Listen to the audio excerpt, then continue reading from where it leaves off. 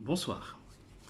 Alors, je veux partager à mes chers amis plus ou moins ma position personnelle sur la crise qui prévaut actuellement au niveau du monde.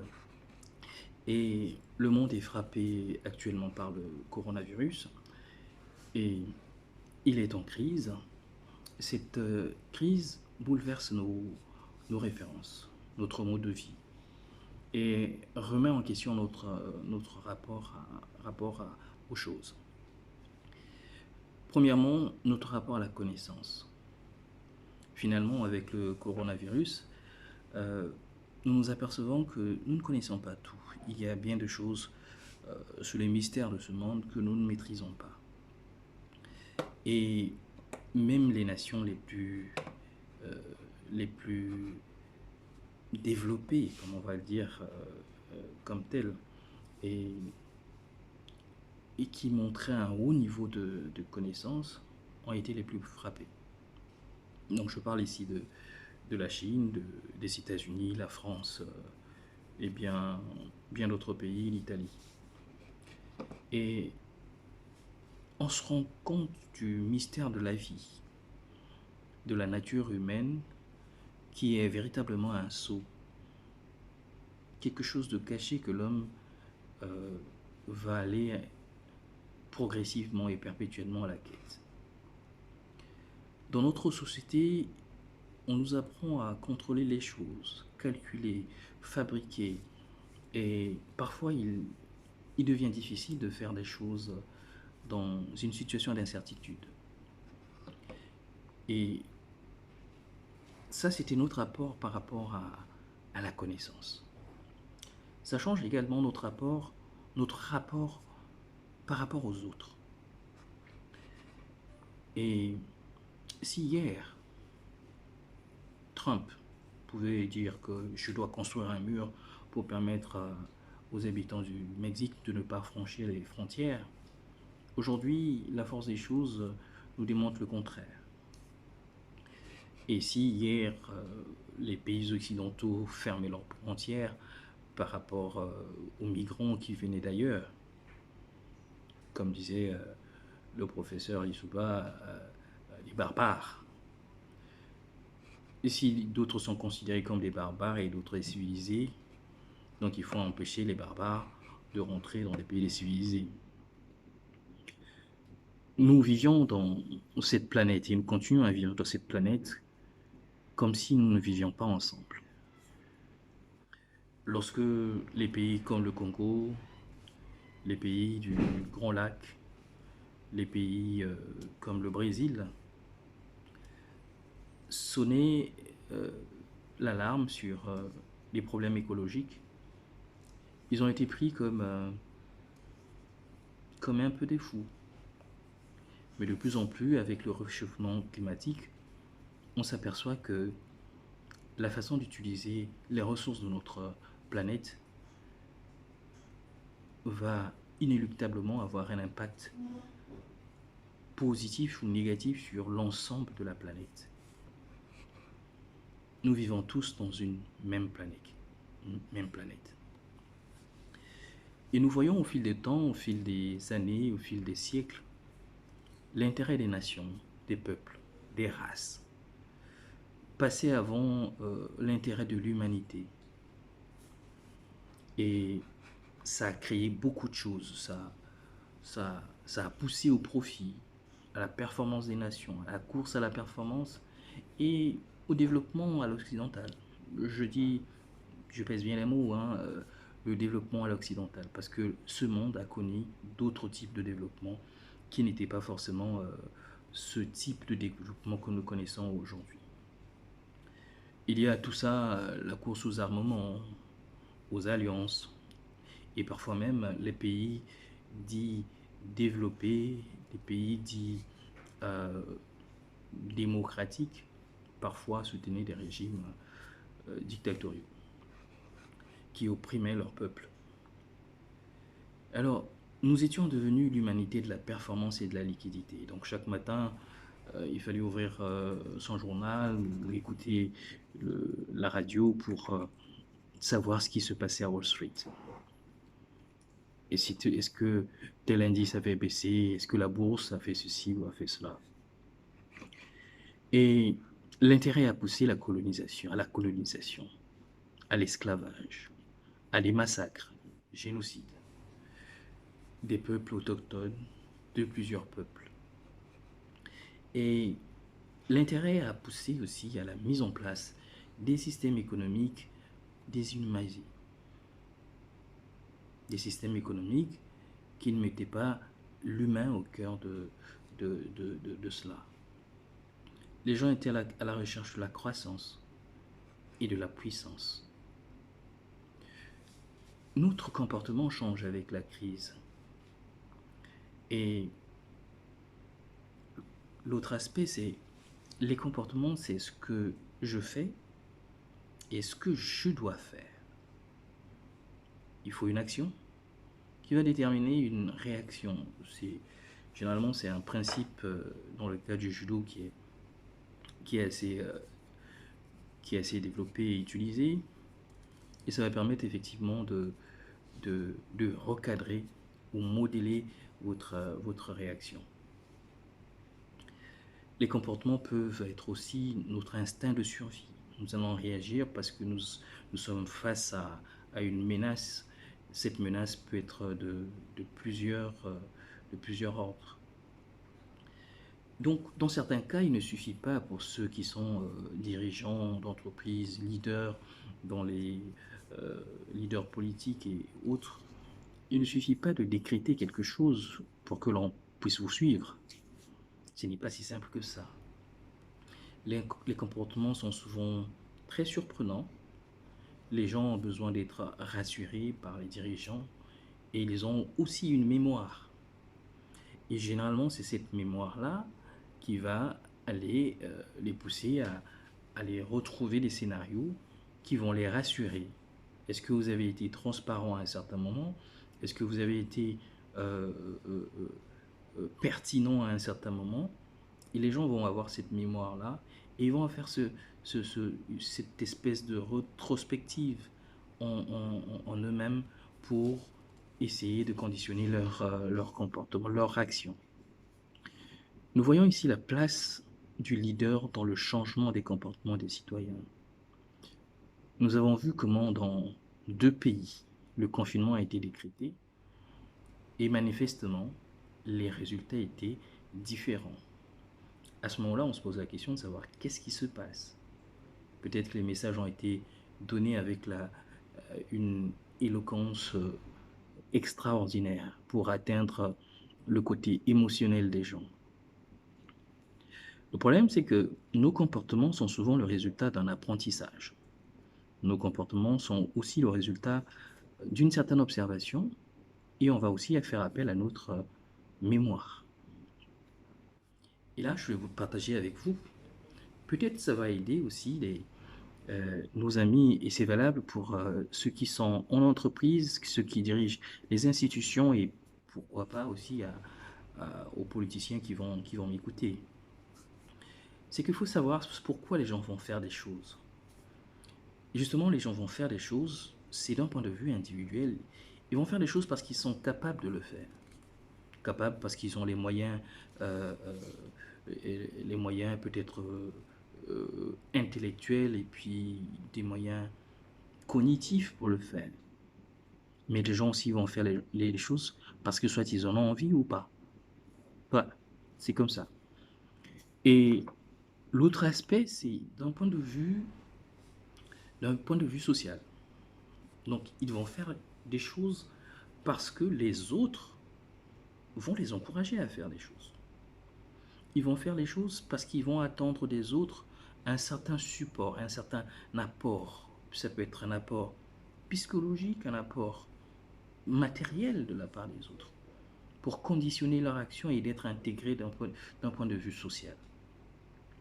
Et un autre aspect, c'est qu'ils vont faire les choses parce que si une organisation, une société met en place un certain dispositif, est-ce que si je fais quelque chose, je vais être sanctionné ou je ne vais pas être sanctionné? Et si je vais faire quelque chose, si c'est un acte correct, est-ce que je serai récompensé par rapport à mon acte? Est-ce que ça sera reconnu? Ou encore, est-ce que si je fais quelque chose, est-ce que l'institution, est-ce que l'organisation, est-ce que le pays a mis en place un dispositif, les outils, a mis en place des moyens pour m'encourager à faire ce que je dois faire? Aujourd'hui, il y a un débat sur le confinement. On va dire pourquoi on a décrété le confinement, les gens restent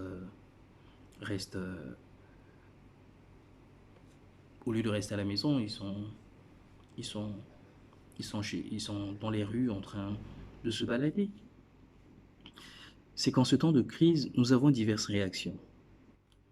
Et ici, je vais emprunter un peu ce que Marion Muller-Collard disait dans l'un de ses ouvrages. Elle était en train de dire que dans des moments difficiles, dans des moments critiques, ça peut être le deuil, ça peut être les moments que nous passons actuellement, il y a 3 phases. La première phase, c'est qu'on a une phase de plainte. Dans cette phase de plainte, on va avoir un sentiment de colère lorsqu'on a entendu qu'il y a le coronavirus.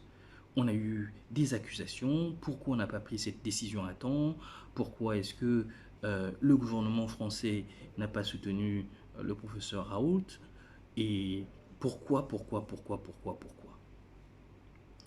Après, on va avoir des réactions du genre pourquoi le gouvernement a, a, a donné, a décrété le confinement, pourquoi, et que les paisibles populations, lorsqu'ils vont chercher à sortir de, de leur maison pour aller chercher à manger, et qui sont molestés par les policiers, on va avoir un sentiment d'injustice. C'est tout à fait normal. C'est que ça ne va pas s'arrêter là. Il y a une deuxième phase. La deuxième phase, c'est la menace. Et au niveau de la menace, si vous étiez à ma place, c'est-à-dire que moi, je suis arrivé à la troisième phase, parce que j'ai déjà passé les 3 phases. Et chacun de nous, au niveau du Congo, devrait passer à ces 3 phases, devrait arriver à la troisième phase.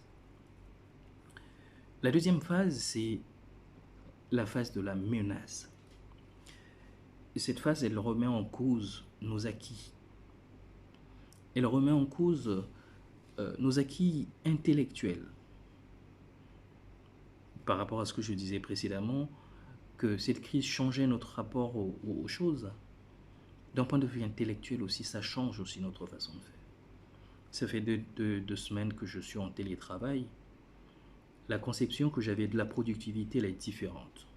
C'est sûr qu'au sortir de cette crise, il va y avoir une autre façon de voir ce que c'est le travail. On parlera du management de l'accident. On parlera aussi de l'impact. Quand on sent la menace, on a un impact sur nos acquis spirituels. Aujourd'hui, on peut avoir une relation différente avec Dieu. Et face à cela, on parlera également d'une spiritualité de l'accident, du management de l'accident. Et dans cette phase de menace, on sent un sentiment de vulnérabilité, un sentiment de finitude. Et on a l'impression que les choses c'est la fin du monde. Et là, on voit aussi notre seuil de tolérance baisser. Nous ressentons la fragilité dans son sens le plus aigu. Également la précarité physique. Lorsque vous êtes frappé comme moi dans la famille et parfois dans ta chair, et lorsque tu as un ami qui est atteint du coronavirus. Bon, Dieu merci qu'il a été guéri. Et c'est là où tu réalises que tu peux à tout moment être frappé par cette pandémie. Et donc il faut aller au-delà de la deuxième phase, aller à une autre troisième phase, ce qui est la dernière en réalité. C'est la phase de la grâce ou de l'ouverture. C'est la phase de l'acceptation. Et dans cette phase-là, il faut être très attentif aux nouveaux événements, comment on doit se comporter. C'est-à-dire qu'on ne va plus attendre euh, les masques, HTT, je sais pas quoi, ils ont toujours un nom par rapport aux masques, que finalement tu vas dire, ok d'accord, si le but principal c'est de me protéger, je peux me confectionner un masque. C'est ce que nous faisons actuellement.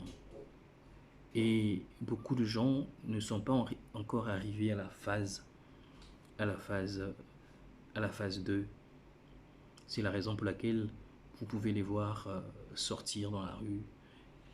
Et parfois, ils n'ont peut-être pas la raison de sortir dans la rue.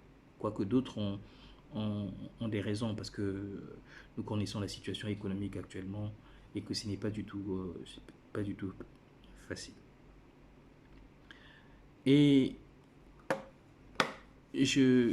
parlant des masques, j'ai parlé à un ami médecin hier lors d'un entretien que j'avais avec lui.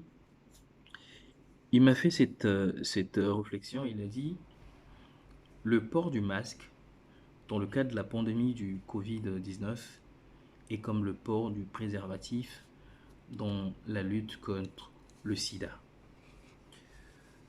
Alors, j'ai trouvé que ça m'a fait un peu rire parce que moi je pense il y a, pour ce qui est du sida, il y a plusieurs,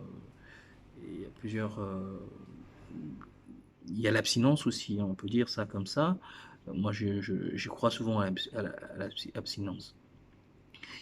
Mais les scientifiques ont montré que dans plus de 80% de cas, on pouvait se protéger du VIH-Sida en portant le préservatif. C'est ce que les scientifiques ont dit. Et dans le cas du coronavirus, euh, il fallait porter le masque. Et, euh, et c'est là où je ne comprends pas, en fait.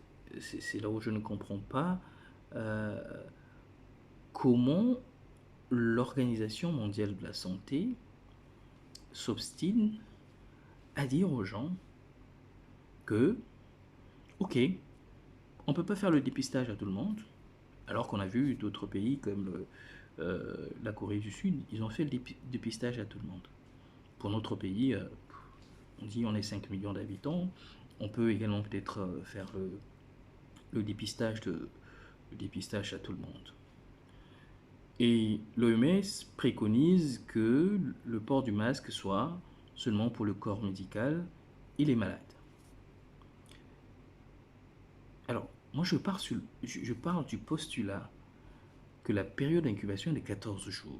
C'est ce qu'on nous dit, hein, et que durant cette phase cette phase d'incubation, la personne peut également contaminer les autres. Et c'est là où j'ai pensé à ce que disait François Farigoul. Et c'est une expression, c'est une citation que les gens utilisent. En médecine, c'est ce qu'on dit, qu'un homme bien portant est un malade qui s'ignore. Mais pourquoi sur cette base-là, nous ne pouvons pas, l'OMS ne peut pas demander aux gens de le faire? Mais aujourd'hui, les gens ne s'occupent pas seulement de ce que l'OMS dit. Les gens ont compris en réalité. Ils ont compris, comme mon ami médecin qui disait que c'est comme le préservatif. Il faut porter votre masque.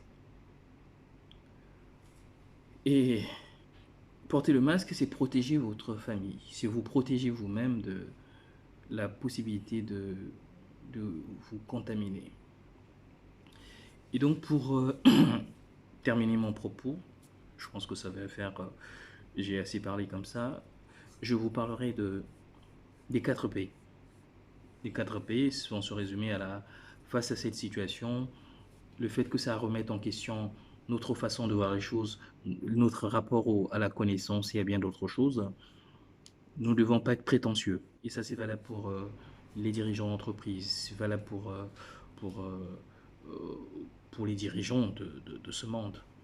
Nous devons éviter la prétention. Le deuxième P, c'est la politique. Alors, moi, je ne fais pas de politique. Et je pense qu'il y a des gens qui sont là, qui font la politique, qui sont là pour décider. Mais à un moment donné, on doit s'abstenir de faire des critiques, pour faire des critiques, parce que vous ne connaissez pas la finalité de chaque résultat. Et ça remet parfois en question ce que nous voyons aujourd'hui, c'est un peu l'éthique. L'éthique qu'on nous dit, l'éthique c'est ce comportement, faire juste mais parfois là, on voit que les mesures qui sont prises par les gouvernements, ils sont comme en train de traiter le mal par le mal.